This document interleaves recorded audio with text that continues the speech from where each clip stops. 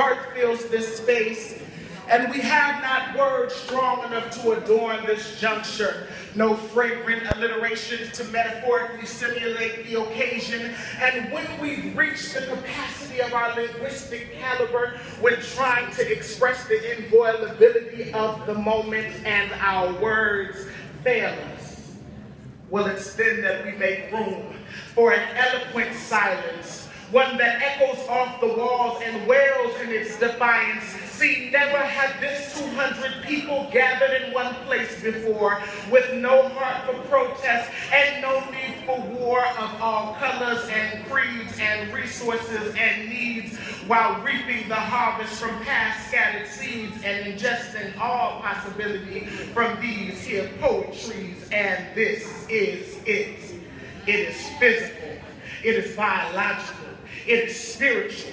It is sacred. It is the Alpha and the Omega, the beginning and the ending, saith the Lord, which is and which was and which is to come, the almighty Shekinah manifestation of God's due diligence, shrouded in his faithfulness, and it's curious, because not always have we sat in such a delinquent assembly of royalty and nobility, robed and enthroned by glory we earned, receiving the inheritance that we heard not but discerned. And this is it, because we've known another place. Not always has our potential been authenticated in writing, from an acceptance letter through a textbook to a transcript and now a degree, but we've known another place of prognostic signs and symbols, when the anointing that was resting on our lives was yet operating in stillness. A winter season, someone lift your hands if you feel this, when kings and queens were usurped by circumstance, like rent due on Monday, conjunctions not accepted, when the pressure to succeed left some relationships neglected, and we walked another path and stumbled and failed, been hurt by a wet hurt, hoisted from sorrow's well, been stressed when the will of God allowed us to walk through the storm, but been blessed that the potter's hand always kept us into form, been blessed by lifelong relationships, blessed to be educated in life, blessed some of us found a husband, and blessed some of us found a wife. We've been blessed by the experience, the network, and the growth, blessed to find the intrepidity to close our eyes and hope that we might meet the expectation of expectations, and hope that we might in fact live this life well. See, not always has the warmth of achievement been our guiding light, gave us good sleep at night and walked freely and in plain sight, for we remember long study hours and still no understanding of the standards of excellence our professors were demanding. And we know the taste of failure, so similar to insecurity, caused us once or twice to be reckless with our purity. But this is it. The realization that we needed every experience to get to where we are, that they served as a symbolic, metaphorical North Star, guiding us to the promise that seems so very far, that every trial and tribulation, every issue and every problem, every failure and advancement served as payment, and God financed it. It took someone calling us worthless for us to realize our worth. It took someone calling us stupid for us to walk in our intelligence. It took someone calling us weak for us to learn our strength. And so to every hater, we formally want to thank you and thank God for you. For not always have we been able to make peace with our past and say, yeah, it hurt me, but I'll let it go, and say it genuinely when asked. And it's for these reasons that we're restless and can't hardly sit still in our seat. Face somewhere between a smile and a frown. The taste is bittersweet.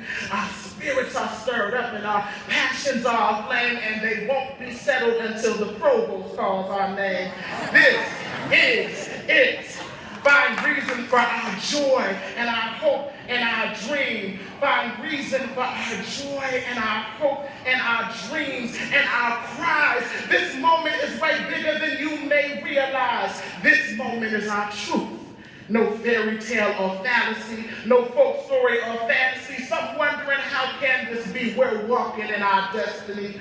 We're claiming our identity. Our hearts go to places our bodies can't go, to the Euphrates, the Nile, and to the Congo. Today we walk for ourselves, but also for the trailblazers. And we greet them and thank them for all they've done and made, from our immediate mothers and fathers to those lost in the slave trade. And we say to them, Asante, Kwanini umefanya kosa, Asante, Kwanini umefanya kwa ajili yetu, Asante, kwa sadako yako una alifanya. Thank you for what you've done. Thank you for your sacrifice. For not always has victory been the name of our season. Let this euphoria be our reason. Let this exhilaration be our reason. Why we respectfully not to Allah, but here we worship Jesus.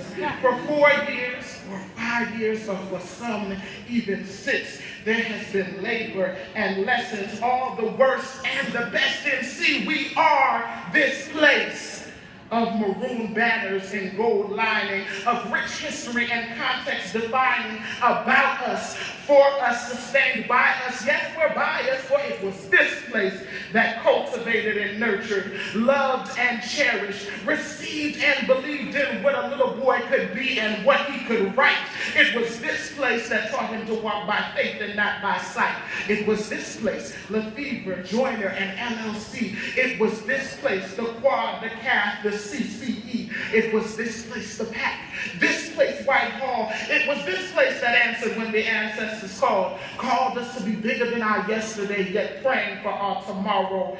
Called us to be bigger than our yesterday, yet praying for our tomorrow. And so we dedicate this poem to ourselves, the product of our great university, that we may always be reminded of the investment of love that was made in we, that we might always take new breath, prepared to give new life, that we might always see our God in the small and large things, like in the way the trees sing to the wind, the psalms sing, that we might never forget the woman who dared presume that there just might be a college and that it might be called Bethune, that we might always rise to the occasion that is this life, eternally hailing the responsibility to pay it forward square. We dedicate this poem to ourselves, but not always has something of value had our name on it. And we've been so close to another time when, but for God's grace, we might have been Mike Brown down somewhere on the corner of Trayvon Martin and Eric Garner Street, instead of in this here seat, impatiently tapping our feet. This is it, the culmination of 2,103,840 minutes that have changed us forever. This is it. Not it, the door closing, but it, the door opening. So walk through it with us, mama. Walk through it with us, baba. Call us, stand by our side. Call us your blessing and your pride. And you may ask what this it we keep saying is. And it is all we have become, to do, to say, to try, to believe, to receive, to thrive, to invent, to discover, to create, and to design. Our name is poetry, and our function is to rhyme. And now is our moment. And we will shout, and we will sing, and we will chant, and we will cheer. So say this with me if you know it.